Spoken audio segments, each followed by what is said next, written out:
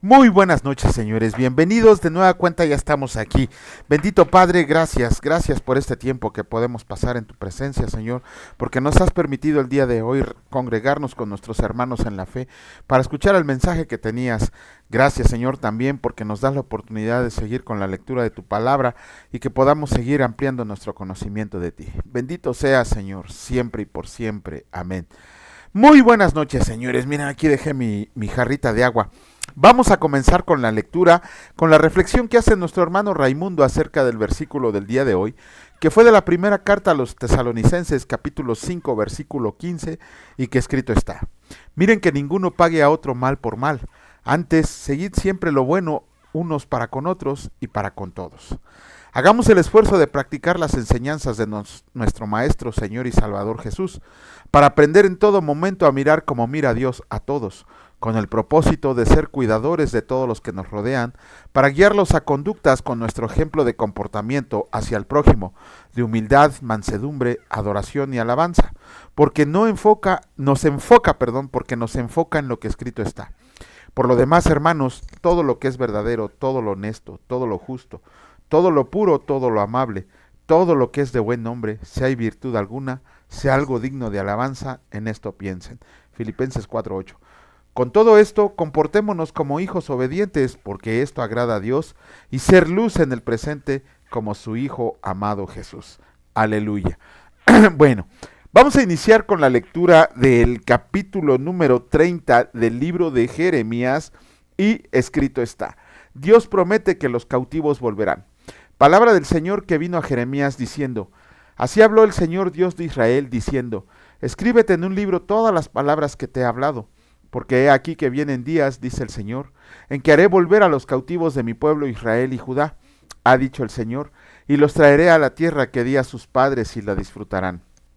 Estas pues son las palabras que habló el Señor acerca de Israel y de Judá, porque así ha dicho el Señor: Hemos oído voz de temblor, de espanto y no de paz.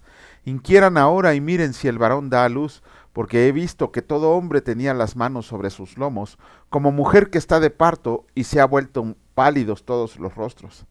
Ah, cuán grande es aquel día, tanto que no hay otro semejante a él, tiempo de angustia para Jacob, pero de ella será librado. En aquel día, dice el Señor de los ejércitos, yo quebraré su yugo de tu cuello y romperé tus coyundas, y extranjeros no lo volverán más a poner en servidumbre, sino que servirán al Señor su Dios, y a David su rey, a quien yo les levantaré. Tú pues, siervo mío Jacob, no temas, dice el Señor, ni te atemorices, Israel, porque he aquí que yo soy el que te salvó de lejos, a ti y a tu descendencia de la tierra de cautividad, y a Jacob volverá, descansará y vivirá tranquilo, y no habrá quien le espante, porque yo estoy contigo para salvarte, dice el Señor, y destruiré a todas las naciones entre las cuales te esparcí, pero a ti no te destruiré, sino que te castigaré con justicia, de ninguna manera te dejaré sin castigo. Porque así ha dicho el Señor: incurable es tu quebrantamiento y dolorosa tu llaga. No hay quien juzgue tu causa para sanarte. No hay para ti medicamentos eficaces. Todos tus enamorados te olvidaron.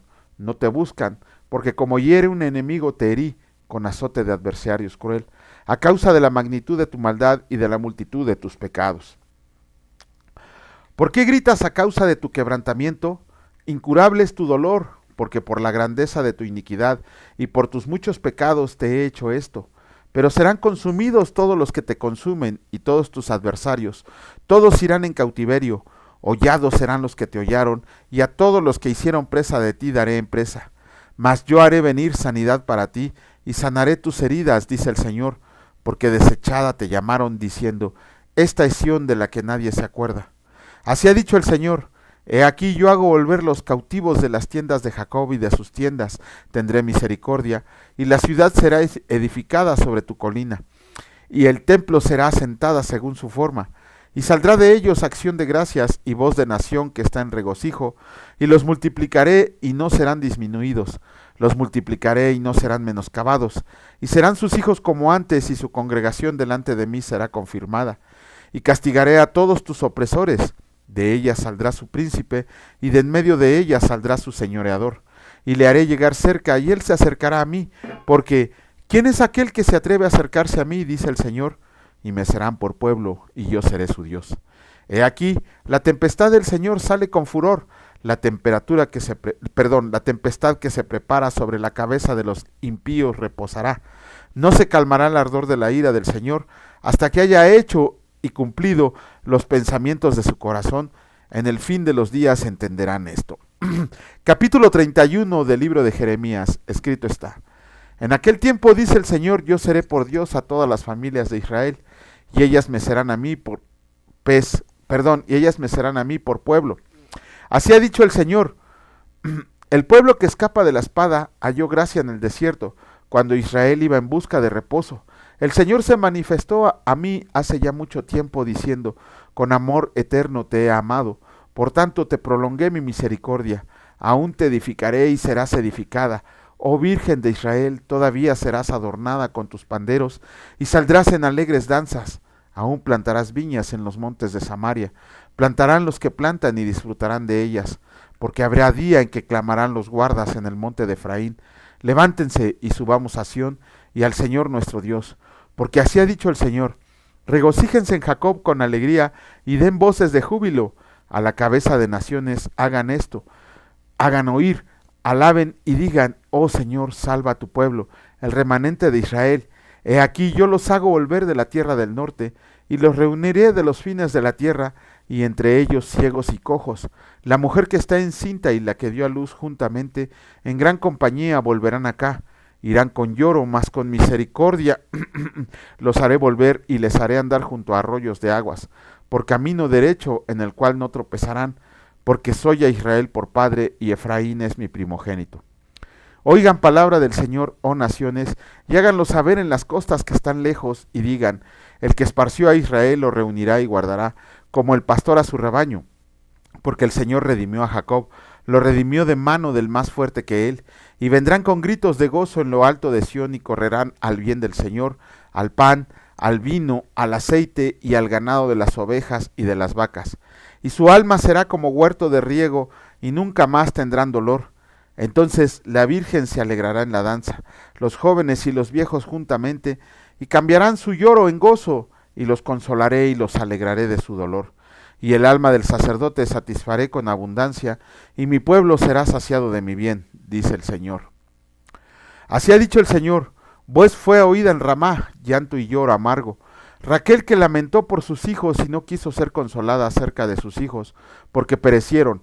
Así ha dicho el Señor: reprime del llanto tu voz y de las lágrimas de tus ojos, porque salario hay para tu trabajo, dice el Señor, y volverán de la tierra del enemigo, y esperanza hay también para tu porvenir, dice el Señor. Y los hijos volverán a su propia tierra. Escuchando, he oído a Efraín que se lamentaba: me azotaste y fui castigado como novillo indómito. Conviérteme y seré convertido, porque tú eres el Señor mi Dios. Porque después que me aparté tuve arrepentimiento, y después que reconocí mi falta, herí mi muslo. Me avergoncé y me confundí, porque llevé la afrenta de mi juventud. ¿No es Efraín hijo precioso para mí? ¿No es niño en quien me deleito? Pues desde que hablé de él, me he acordado de él constantemente. Por eso mis entradas se conmovieron por él. Ciertamente tendré de él misericordia, dice el Señor. Estableciste señales, ponte majanos altos, nota atentamente la calzada, vuélvete por el camino por donde fuiste. Virgen de Israel, vuelve a estas tus ciudades. ¿Hasta cuándo andarás errante, oh hija contumaz? Porque el Señor creará una cosa nueva sobre la tierra, la mujer rodeará al varón. Así ha dicho el Señor de los ejércitos, Dios de Israel: aún dirán esta palabra en la tierra de Judá y en sus ciudades, cuando yo haga volver sus cautivos. El Señor te bendiga, oh morada de justicia, oh monte santo. Y habitará ahí Judá, y también en todas sus ciudades labradores, y los que van con rebaño, porque satisfaré el alma cansada, y saciaré a toda alma entristecida. En esto me desperté, y vi, y mi sueño me fue agradable. El nuevo pacto. He aquí vienen días, dice el Señor, en que sembraré la casa de Israel y la casa de Judá de simiente de hombre y de simiente de animal. Y así como tuve cuidado de ellos para arrancar y derribar, y trastornar y perder y afligir, tendré cuidado de ellos para edificar y plantar, dice el Señor. En aquellos días no dirán más: los padres comieron las uvas agrias, y los dientes de los hijos tienen la dentera, sino que cada cual morirá por su propia maldad. Los dientes de todo hombre que coma las uvas agrias tendrán la dentera. He aquí vienen días, dice el Señor, en los cuales haré nuevo pacto con la casa de Israel y con la casa de Judá, no como el pacto que hice con sus padres el día que tomé su mano para sacarlos de la tierra de Egipto, porque ellos invalidaron mi pacto, aunque fui yo un marido para ellos, dice el Señor. Pero este es el pacto que haré con la casa de Israel después de aquellos días, dice el Señor. Daré mi ley en su mente y la escribiré en su corazón, y yo seré a ellos por Dios y ellos me serán por pueblo. Y no enseñará más ninguno a su prójimo ni ninguno a su hermana, diciendo, conoce al Señor, porque todos me conocerán, desde el más pequeño de ellos hasta el más grande, dice el Señor, porque perdonaré la maldad de ellos y no me acordaré más de su pecado. Así ha dicho el Señor, que da el sol para la luz del día, las leyes de la luna y de las estrellas para luz de la noche, que parte el mar y braman sus ondas, el Señor de los ejércitos es su nombre. Si faltan estas leyes delante de mí, dice el Señor, también la descendencia de Israel faltará para no ser nación delante de mí eternamente. Así ha dicho el Señor, si los cielos arriba se pueden medir y explorarse abajo los fundamentos de la tierra, también yo desecharé toda la descendencia de Israel por todo lo que hicieron, dice el Señor. He aquí que vienen días, dice el Señor, en que la ciudad será edificada al Señor, desde la torre de Ananeel hasta la puerta del ángulo, y saldrá más allá del cordel de la medida delante de él, sobre el collado de Gareb, y rodeará a Goa, y todo el valle de los cuerpos muertos y de la ceniza, y todas las llanuras hasta el arroyo de Cedrón, hasta la esquina de la puerta de los caballos al oriente. Será santo al Señor, no será arrancada ni destruida más para siempre. Con esto terminamos la lectura de los capítulos correspondientes del libro de Jeremías, bueno, del 30 y 31. Independientemente de todas las promesas de restauración que le hace el Señor al pueblo de Israel, tenemos que ver aquí en el capítulo 31, versículo 31, el nuevo pacto. El nuevo pacto. El Señor dice, invalidaron mi pacto. ¿Por qué? Porque la ley no fue suficiente para que el pueblo de Israel fuera obediente. La ley no fue suficiente para salvarlos. La ley no fue suficiente para que ellos la obedecieran. Por eso el Señor dice, voy a establecer un nuevo pacto con ustedes y será un pacto de gracia. Bajo el antiguo pacto nosotros teníamos que hacer para ver si alcanzábamos la salvación. Y en el nuevo pacto nosotros no tenemos que hacer nada porque es la gracia de Dios la que es derramada sobre cada uno de nosotros para que podamos tener ese acceso a la eternidad con nuestro Señor, y eso se lo debemos al sacrificio de Cristo. Ese nuevo pacto no entró de inmediato aquí con Jeremías, porque ese pacto se divide en dos. La primera, por decirlo así, la primera parte del pacto se da su cumplimiento con nuestro Señor Jesucristo, con la llegada del Mesías, con la llegada del ungido, con la llegada del Rey, se da el inicio del nuevo pacto. Con la vida y obra de Jesucristo en nosotros, dejamos a un lado la ley por el momento para acogernos a la gracia de Dios, para que la salvación la alcancemos no por obras para que nadie se glorie, sino que ahora es Dios en el que en su misericordia dice, como ustedes no pueden hacer nada, yo les voy a dar la gracia. Y va a ser un regalo gratuito. Ese es el cumplimiento del nuevo pacto. Pero la segunda parte del nuevo pacto se va a dar cumplimiento en el reino milenial de Cristo, cuando ya no haya necesidad de maestros ni de pastores, porque vamos a tener al gran pastor en nuestra eternidad, que es Jesucristo, que es nuestro Señor. Él es el que ya ni siquiera vamos a tener necesidad de tener una palabra escrita, porque la vamos a tener escrita en la mente y en el corazón. Eso verdaderamente es increíble cuando estemos en el reino milenial de Cristo, cuando estemos en la eternidad, porque sabemos que ya no va a ser necesario. Si de por sí ahora les da mucha flojera a muchos cargar su Biblia, por lo menos ahí no van a tener excusa de decir no tengo Biblia, no, porque el Señor ya la va a tener escrita en nuestra mente y en nuestro corazón. De hecho, ese es el ideal de nosotros, de que todo, ese es el ideal de Dios y que tenemos que poner en práctica nosotros, el de escuchar, leer, meditar, memorizar, aprender, practicar todo lo que dice la palabra de Dios en nuestra vida. Todo lo que dice la palabra de Dios la tenemos que poner por obra. todo lo que dice la palabra de Dios ya la vamos a tener en nuestro pensamiento y en nuestro corazón, listos para recibir la enseñanza del gran pastor, del gran maestro que es nuestro Señor Jesucristo. Esa es la segunda parte del cumplimiento del pacto cuando estemos en el reino milenial. La primera parte se da con la venida de nuestro Señor Jesucristo a mostrarnos que aunque la ley es pura, buena, santa, hermosa porque la hizo Dios, ningún hombre la puede llevar a cabo. Y aunado a esto tenemos que comprender que esa ley no nos da la salvación. Bien claro nos los dijo Pablo: ¿quieres vivir bajo la ley? Ok, vas a ser juzgado por la ley, pero la ley solamente nos muestra la clase de pecadores que somos y no nos da una salida para escapar de la ira de Dios. Sin embargo, con ese nuevo pacto que hizo Dios con nosotros por medio de Jesucristo, tenemos acceso a la gracia de Dios, en la cual no tenemos que hacer nada más que aceptar a Jesucristo como Señor y Salvador, creer que Dios lo levantó de los muertos. Eso es lo único que nos corresponde hacer.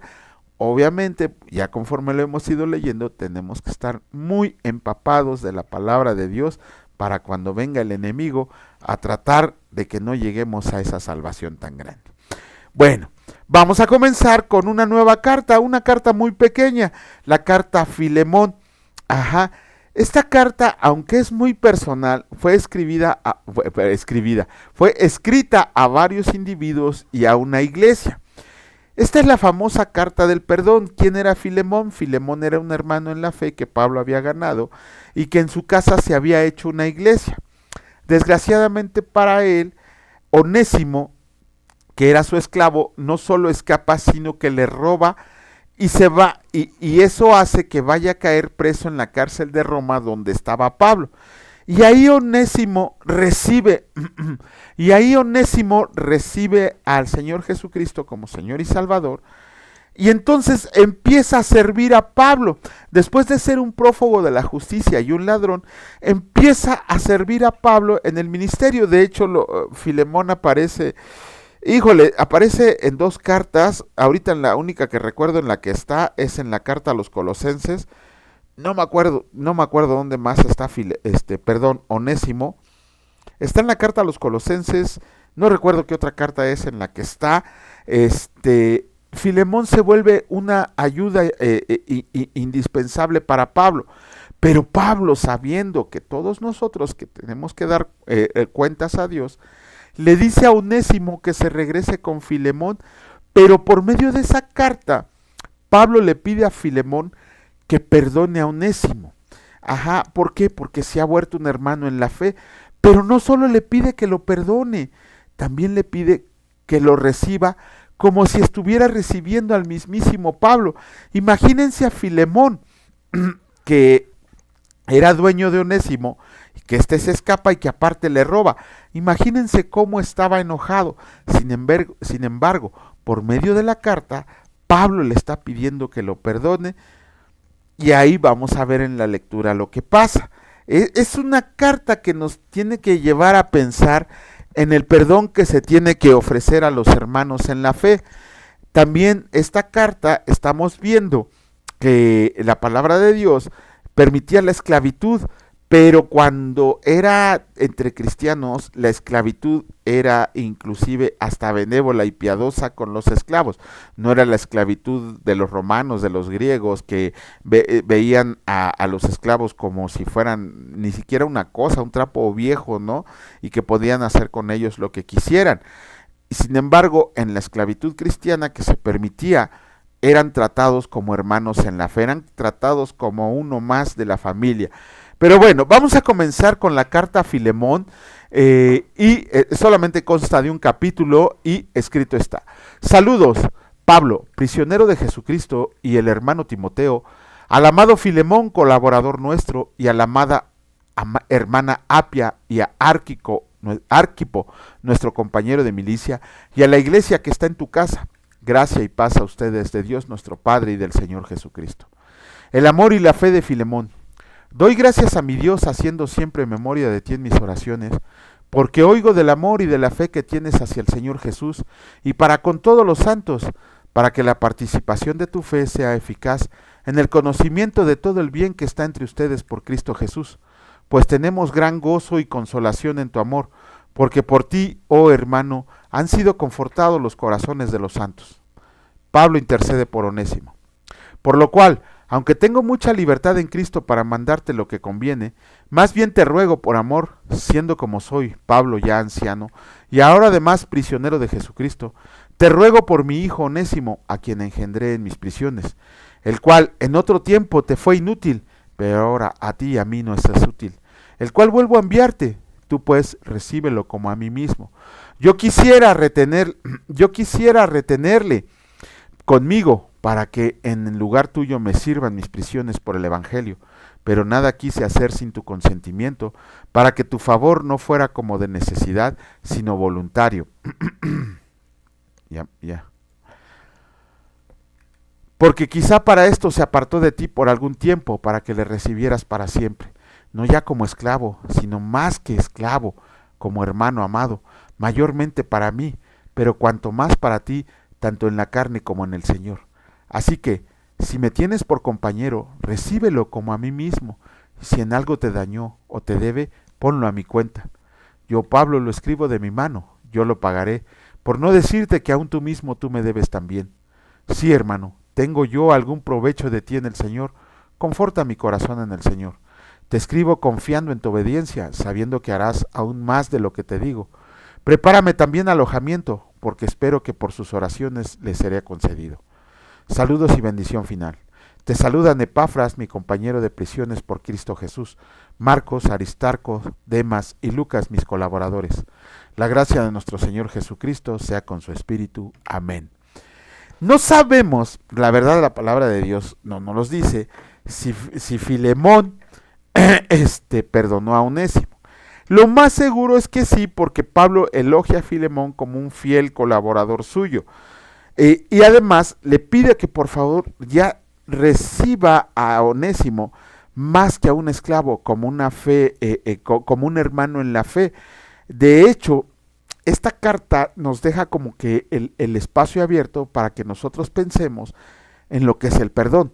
El perdón es lo más difícil que podemos hacer en nuestra vida cristiana, porque muchos de nosotros todavía tienen rencores hacia ciertas personas que nos hicieron daño en nuestra niñez, adolescencia, juventud, inclusive en la madurez, personas con las cuales nosotros consideramos que habíamos hecho bien y que sin embargo ellas nos pagaron con mal.